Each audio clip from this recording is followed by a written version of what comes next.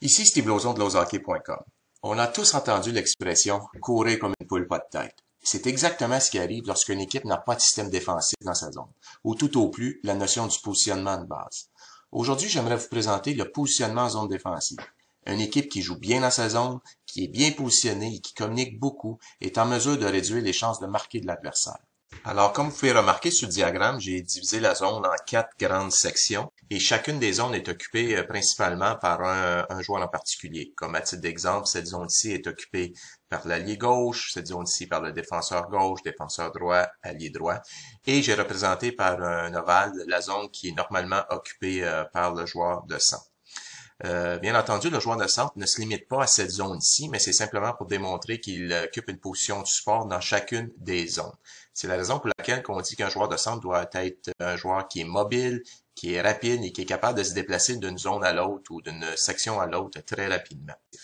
Donc, ce que vous voyez présentement sur le diagramme, c'est des positions standards de l'adversaire, c'est-à-dire qu'on va voir normalement les deux défenseurs qui occupent la ligne bleue. La rondelle va être située dans le coin. Normalement, il va y avoir un joueur qui va être près de l'enclave et un qui va être soit positionné derrière le filet ou positionné le long de la bande pour une option de passe au porteur de la rondelle.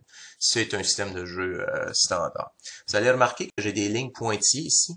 C'est évidemment c'est des lignes imaginaires, c'est simplement pour guider. Vous allez voir le joueur de centre et les deux alliés à suivre ces lignes imaginaires-là selon l'endroit où la rondelle est positionnée. Donc, à titre d'exemple, supposons que la rondelle est dans le coin ici. Rappelez-vous des zones qui sont occupées là, par les joueurs. Il va toujours avoir le défenseur le plus près de la rondelle qui va mettre la pression sur le porteur de la rondelle. Et le joueur de centre va suivre la ligne imaginaire pour occuper une position de support.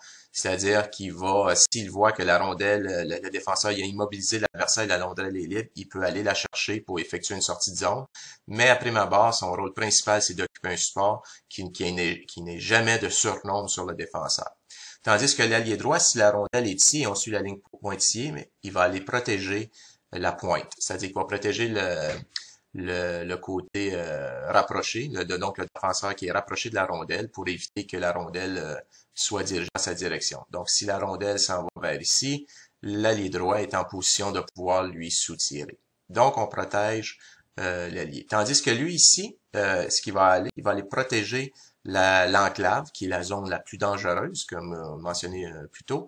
Il va protéger l'enclave. Il doit toujours avoir un joueur qui occupe l'enclave. C'est pour éviter que ce joueur ici, donc si la rondelle, par miracle, le joueur réussit à lui faire une passe entre les deux joueurs, mais il est rapproché pour aller lui soutirer. Mais il est ici dans l'enclave afin de protéger la haute enclave.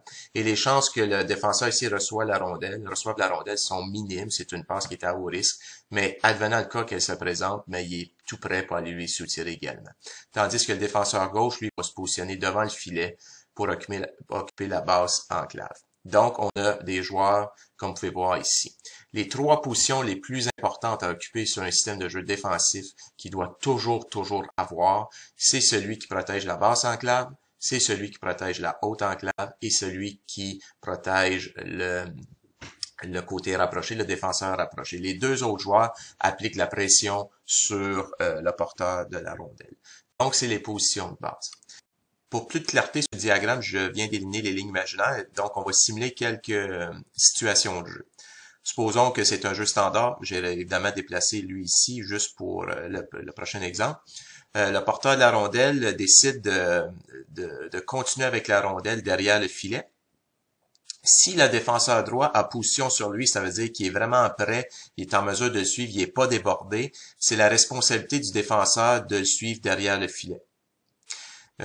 Tant et si longtemps qu'il est en mesure de le contenir correctement. Mais supposons qu'il a perdu position sur le joueur, c'est-à-dire donc il est en retrait, et il doit laisser le porteur de la rondelle qui se dirige vers l'autre extrémité à l'autre défenseur qui peut venir lui appliquer à cet endroit-ci une mise en échec ou tout simplement continuer à le contenir vers le coin opposé.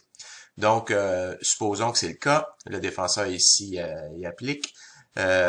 Comment qu'on se positionne à ce niveau ici? Rappelez-vous donc les lignes imaginaires. Donc, l'ailier droit va descendre pour venir occuper une position de l'enclave. L'allié gauche ne bouge pas parce que, rappelez-vous, la règle d'or, c'est de toujours avoir un joueur qui couvre la zone, la haute enclave. Le défenseur droit, dans ce cas ici, va venir protéger le côté du poteau et le centre, lui, va se diriger devant le filet pour aller appuyer, appliquer du support au défenseur gauche. Donc, évidemment, je vais juste déplacer les adversaires. Supposons que c'est comme ça. Et puis lui ici se dirige vers ici. Donc, c'est une situation, lui, évidemment, peut lui refiler la rondelle en arrière, le défenseur droit peut aller intercepter, et ainsi de suite. De cette façon-là, on protège la maison. Tout est en place. Il n'y a aucun tir qui est dangereux. Ce joueur-ci est couvert. Celui-ci ne l'est pas pour l'instant, mais bien que s'il recevrait la passe par la bande, on a le temps de se repositionner pour éviter un tir dangereux. Donc, à titre d'exemple, supposons que notre défenseur perd position, c'est-à-dire qu'il est débordé, le joueur ça va dans le coin, lui il continue à le poursuivre, il va appliquer de la pression, le centre descend pour appliquer du support, le défenseur droit occupe la basse enclave. À ce moment-là, l'allié gauche va aller protéger le défenseur qui est rapproché et l'allié droit lui suit la ligne pour aller, bien entendu, aller couvrir la haute enclave qui est une position importante, évidemment, puisqu'elle est libre maintenant. Donc, vous avez remarqué que la rondelle est ici. Deux joueurs toujours sur le porteur de la rondelle, un qui est gentil de support, les deux enclaves sont protégés et le défenseur rapproché également il est couvert. La rondelle se dirige vers le côté de la bande. Supposons qu'il s'en vient ici, le défenseur le contient le plus longtemps possible, mais c'est la responsabilité du centre par la suite d'appliquer la première pression. Donc, batailler contre un, et c'est le défenseur à ce moment-là qui va occuper la position du support. Et il y a une bataille qui est effectuée à ce niveau ici. La rondelle, supposons, elle devient libre. Le joueur ici, il est neutralisé. Le défenseur peut aller la récupérer et initier immédiatement une sortie de zone pour surprendre l'adversaire. Un système de jeu défensif se joue dans le jeu de position. Et supposons qu'on est comme ça ici. Il y a trois joueurs pour X, Y raison, on se bataille, on est quatre, on court tout partout sur la surface. C'est la responsabilité soit de l'entraîneur ou encore d'un des joueurs qui voit qu'on est complètement perdu dans notre zone de crier « protège la maison », ou « maison » ou n'importe quel autre code. À ce moment-là, tout ce qu'on a à faire, c'est de revenir à nos positions. C'est préférable de revenir à nos positions et laisser l'adversaire avec la rondelle que de courir tout partout. On revient à nos positions. On est prêt, on fait la boîte et ensuite on réapplique de la pression. C'est le système, un des systèmes en zone défensive qui est suggéré. C'est une excellente introduction à un désavantage numérique. Encore une fois, je répète, le point clé, c'est les trois zones importantes à couvrir qui sont basse enclave, haute enclave et défenseur rapproché. Le joueur de centre agit à titre de support dans chacune des zones, tandis que les alliés jouent le V, suivent la rondelle jusqu'à l'enclave et surveillent par le fait même le défenseur qui est rapproché. Donc, j'espère que vous avez apprécié le système en zone défensive. Pour plus de conseils, trucs ou vidéos, je vous invite à visiter mon blog à www.loshockey.com.